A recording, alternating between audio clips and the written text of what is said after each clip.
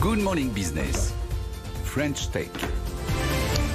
La French Tech qui veut décidément de plus en plus ressembler, on a beaucoup de startups qui veulent ressembler à Netflix. Hier on avait Alchimie, aujourd'hui c'est Molotov qu'on connaît bien également avec Jean-David Blanc, son fondateur.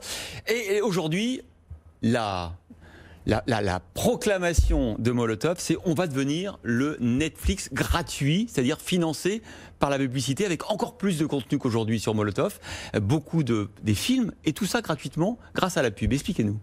Oui, Molotov c'est déjà un modèle de service ce qu'on appelle freemium, c'est-à-dire une partie gratuite et une partie payante. La partie gratuite c'est l'accès à 34 chaînes dont les chaînes de la TNT, le contrôle du direct par exemple, et la partie payante c'est 56 ou 96 chaînes supplémentaires et la possibilité d'enregistrer dans le cloud, d'avoir les chaînes en 4K, etc.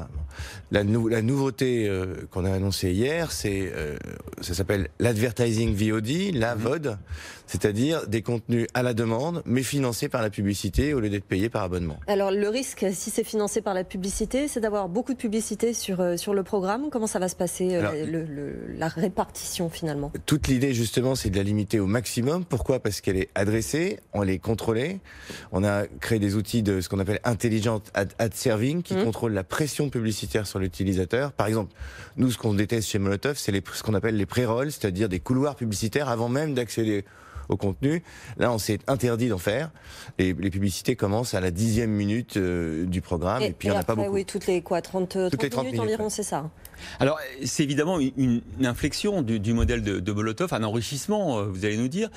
Comment vous avez venu l'idée? Alors, ça existe aux États-Unis, certaines plateformes se lancent sur ce format du Netflix gratuit.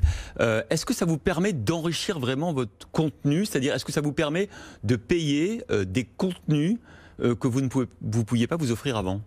Ah bah oui, absolument, parce que le principe de Molotov est né sur le modèle de ce qu'on appelle freemium, c'est-à-dire du service gratuit et du payant. On distribuait jusqu'à maintenant juste les chaînes de télévision gratuitement, les grandes chaînes de la TNT. Maintenant, on apporte une nouveauté, c'est-à-dire un service de VOD, on demand, gratuitement en plus.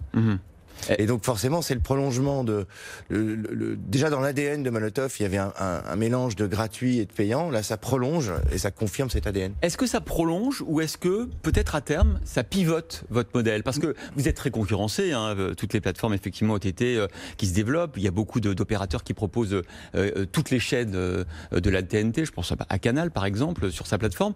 Vous, il faut que vous fassiez la différence aujourd'hui. Et est-ce que ça, en étant le premier à offrir effectivement des films gratuits grâce à la pub, vous espérez pivoter? Alors, les concurrents que vous citez valent très cher. Ça vaut 19 ou 20 euros de s'abonner à des services concurrents. Là, c'est gratuit, Molotov. Ouais, je le rappelle. C'est pour ça que c'est un autre modèle. Et l'offre payante...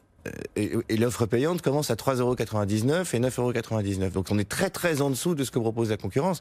Et là, en ajoutant ce qu'on appelle la VOD... de Salto aussi, par exemple. Alors, un abonnement à 6 ou 7 euros, c'est ça? Ça va de 6 à 12, je crois. Mais Salto, c'est un peu différent, parce qu'ils mettent des contenus qui sont diffusés à l'antenne pour la plupart.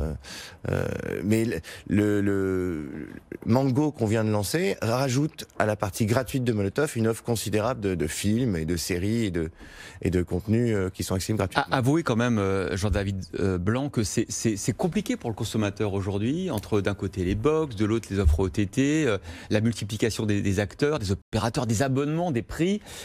C'est compliqué. Je suis tout à fait d'accord avec vous. Il y a ce qu'on appelle d'ailleurs aux États-Unis une SVOD fatigue, où à force de multiplier les offres, les uns et les autres en ont marre et finalement se désabonnent et conservent une ou deux offres de services de SVOD, c'est-à-dire VOD sur abonnement.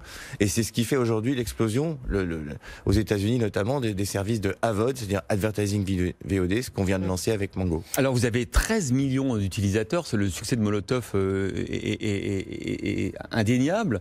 Est-ce que vous avez perçu pendant le confinement un regain d'intérêt ou au contraire, est-ce que l'arrivée de Disney, l'arrivée de toutes ces plateformes dont vous parliez, la fatigue de la SVOD fait que vous sentez un peu s'effriter votre base? Molotov n'est pas tellement victime de cette fatigue parce que Molotov ne vend pas de chaîne, je veux dire, n'est pas seulement, encore une fois, un service payant, c'est un service gratuit et les gens l'utilisent pour avoir finalement la télé traditionnelle dans leurs écrans connectés. Évidemment, on est un peu le tuner des écrans numériques. Oui, c'est vrai. Et à partir de là, rajoute des options. Il rajoute des options payantes, ou là maintenant, avec la VOD et Mango, un service gratuit de films. Alors en France, vous avez signé avec Media One. Le but, c'est d'étoffer le catalogue avec d'autres partenaires. Vous visez qui, par exemple?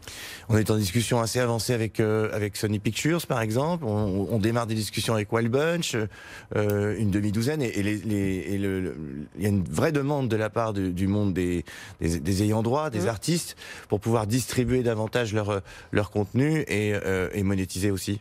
Comment vous faites dans le business model? Est-ce que vous leur garantissez un revenu fixe, par exemple pour payer les films que vous diffusez gratuitement, ou est-ce qu'ils sont intéressés à vos abonnés et est-ce que vous leur reversez une partie de l'abonnement? En l'occurrence, il n'y a pas d'abonnement puisque c'est gratuit. Vous parlez de la recette. Oui, pardon, la pub. Décidément, pardon, mais je me mélange avec tous les modèles, mais effectivement, la pub que vous recevez. Oui, c'est le cas. Mais le trafic de Molotov est tel aujourd'hui que les minima garantis auxquels ils ont traditionnellement l'habitude sont très largement dépassés. D'accord. Donc vous ne prenez pas de risque en offrant cette offre gratuite financée par la publicité que vous espérez? Oui. Zéro risque pour vous? A priori, après ça va dépendre des contenus qu'on va négocier. On commence les négociations avec les ayants droit. Enfin, on en a déjà signé une dizaine, mais l'aventure ne fait que commencer. Et en termes de levée de fonds, vous en êtes où là en ce moment? Écoutez, pour le moment, on n'a pas besoin de lever des fonds. D'accord. C'est vrai qu'on est régulièrement approché par des groupes en France et dans le monde, mais pour le moment, on est concentré sur le business.